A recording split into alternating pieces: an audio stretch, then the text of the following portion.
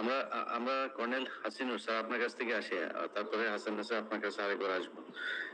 Sir আপনারা দিয়ে শেষ করি এইটা যে বিএনপিতে একজন নতুন নেতা গজিয়েছেন, যিনি কিভাবে গুম হয়েছেন আমরা জানি না। ভারতে আমার কাছে বেশ কিছু ছবি এসছে, তিনি ভারতের একটা বিশাল আলিশান এক বাংলোতে ছিলেন শিলংয়ে, এবং সেই শিলংয়ে হাসান নাসির স্যার আপনার কাছে আমি আবার আসবো, আপনার কানেকশন আমরা হারিয়ে ফেলেছিলাম, আমি আবার আসবো কর্নেল হাসিনুর কাছ থেকে ঘুরে আসা। কর্নেল হাসিনুর স্যার আপনারা যেটা প্রশ্ন করছিলাম যে বিএনপি কি, যে নেতার কথা বলছিলাম সালাউদ্দিন সাহেব, বিএনপি কি ভারতের হাতে পা দিচ্ছে কিনা সালাউদ্দিনের হাত ধরে, এরকম কোন সিমটম আপনি দেখছেন কিনা? ভাই আমরা গুম ছিলাম, এই গুম কমিশনের দৌড়াদৌড়ি করা আগে পাশে কত কিছু কাজ করছি, তারপর মনে করেন মামলা করছি। সারাদিন হিসেবে এত বড় একটা ডকুমেন্ট যেটাতে ভারতকে আমরা কাবু করতে পারি। এই ভদ্রলোক গুম ছিলেন, এখন দেখতে ভারত প্রেমে করে গেছেন। উনি কোন মামলা করতেছেন না, আইসিবিতে আসেন নাই। উনি মামলা করলে তো আমরা অজিত দোভাল এবং এই মোদী মানে চা বিক্রেতা মোদীকে আমরা আইনের আওতায় আনতে পারতাম। কত একটা হাতিয়ার আমাদের হতো আইনগত ভাবে, পারলাম না। উনি আসেন নাই, কার প্রেমে আছে উনি আল্লাহ জানেন। আমি এই ভদ্রলোক সালাউদ্দিন সাহেব বিএনপিকে ডুবাবেন, ওনার আশকারা পায়ে বা ওনার মনে করলাম ওনার মানে আশকারা পেয়ে আমাদের সেনাপ্রধান ডাইনি মানে কথা বলতেছে, সত্য কথা। সেনাপ্রধান কিন্তু অত খারাপ না, এবং সে হ্যাঁ ব্যাকগ্রাউন্ড খারাপ ছিল, এখন সে কিন্তু আমাদের সাথে এক হয়ে গেছে, তাকে আপন করে নিতে হবে। এই সালাউদ্দিনের জন্য অনেক সমস্যা হচ্ছে, আমার বিশ্বাস তার কোরআন সাহেব এবং আমাদের খালেদা জিয়া এই বিষয়ে জানেন না। এই ভদ্রলোক নিজের সুবিধার জন্য এই কাজগুলি করতেছেন। আমার মনে হয় আমরা একটা বিজয় আমাদের ভাই, এটা সংস্কার একটা একটা একটা খবর ছড়িয়েছিল যে সালাউদ্দিন সাহেব ওনার কাছে গিয়েছিলেন, এটা কি সত্যি নাকি স্যার?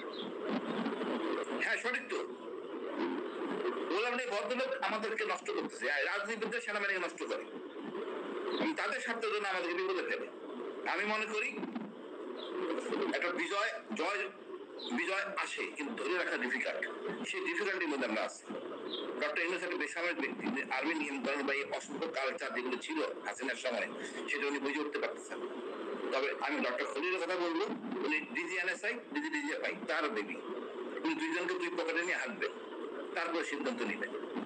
এগুলো যদি অন্য কেউ ব্যবহার করে তাহলে সমস্যা। আর সেনাপ্রধান বলবো, আপনি সম্মানের জায়গায় আছেন, উপদেষ্টাদের সাথে মিশে আমাদের একটা বিশাল নদীতে আমরা ঝাঁপাই পড়ছি, বিশাল একটা যুদ্ধ। এই যুদ্ধটা সাঁতরে পার হতে হবে, ইনশাল্লাহ আমাদের বিজয় হবে। ভয় পাওয়ার কিছু নাই, জনগণের আস্থার জায়গায় থাকেন, কোন রকম আজে বাজে প্রচারণা থাকবে না। সেনাবাহিনীর দেশের জন্য, জনগণের জন্য, ইনশাল্লাহ আমাদের বিজয় হবে। ইনশাল্লাহ স্যার। জি, তো আমাদের দেশের সরকার এবং যারা এখন দেশ চালাচ্ছেন এবং যারা সামনে রাজনীতি ক্ষমতায় আসবেন, আজকে এটা দেখে খুব ভালো লেগেছে যে বিএনপির যে প্রতিনিধি দল আজকে সংবাদ সম্মেলনে মিডিয়ার সামনে কথা বলছিলেন, সেখানে ডক্টর মোশাররফ এসেছেন এবং অন্য নেতারা এসে, সালাউদ্দিনকে সেখানে রাখা হয় নাই। আমার মনে হয় সালাউদ্দিনের ব্যাপারে খুব সাবধান থাকা দরকার। এই এই ব্যক্তি এখনো পর্যন্ত গুম কমিশনে যায় নাই, কোনো থানায় একটা জিডি পর্যন্ত এসে করেন, একটা মামলাও করে নাই যে আমাকে কিভাবে নিয়ে যাওয়া হলো, দেশ থেকে কারা নিয়েছে সেটা সে জানে। যে বাহিনী হোক, কোন বাহিনী নিয়েছিল সে বাহিনীর বিরুদ্ধে সে করুক। ভারতে নিয়ে গিয়েছিল, ভারত রাষ্ট্র হিসাবে আমরা রাষ্ট্রের বিরুদ্ধে, এটার জন্য আন্তর্জাতিক আদালত পর্যন্ত যাওয়ার সুযোগ হয়েছে, সেটা তিনি যাচ্ছেন না। না গিয়ে তিনি দেশে ফিরেই এস আলমের গাড়িতে চড়ে বাড়িতে গেলেন, তারপরে এখন এস আলম সহ ইউনাইটেড গ্রুপকে তিনি শেল্টার দিচ্ছেন। তো সালাউদ্দিন সাহেব, আপনার বেশ কিছু জিনিস আমার হাতে এসছে, কোন কোন বাড়ি আপনি নিয়েছেন কার কাছ থেকে, সেগুলো আমরা জানাবো। ইনশাল্লাহ সেই অনুসন্ধান চলছে। এই দেশে রয়ের লোকজন এসে বিএনপির মতো একটা জনপ্রিয় দল, যারা 15 বছর এই রয়ের দ্বারা নির্যাতিত হয়েছে, যে রয়ের